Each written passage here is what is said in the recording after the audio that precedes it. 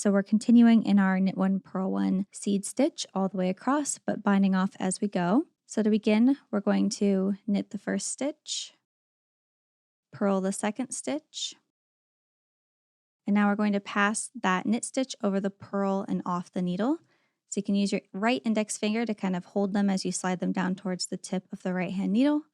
Take your left hand needle and go into that knit stitch, into the front loop of it, just like this, and then pull it up, over, and then slide it off. And then I like to kind of loosen up the stitch just a little bit so it's not too tight. Our next stitch has a purl bump, so we're going to do the opposite and we're going to knit it.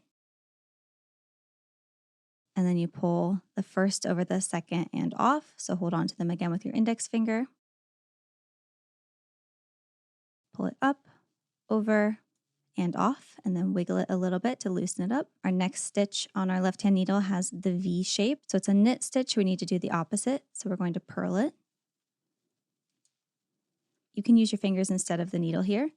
So slide them down to the end, and then just kind of pick up the first stitch and pull it up, over, and off.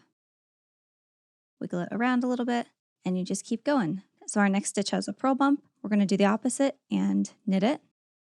And then again, you can use your fingers instead of the needle and pick it up, over, and off, and wiggle.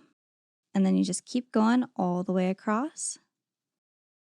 After a while, it should look something like this. Kind of has a row of sideways V's on the top.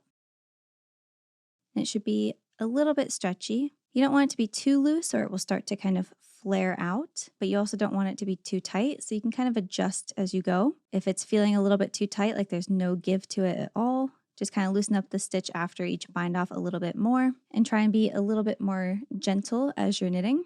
But if yours is too loose, then you don't need to kind of loosen this stitch as you go. So you just keep doing that all the way across until you have only one stitch left on your right hand needle. And when you get down to the final stitch, you can just kind of pull it out a little bit and then cut the yarn, leaving a tail long enough to weave in. I usually recommend about 8 to 10 inches. And then you can take that final loop and pull it out.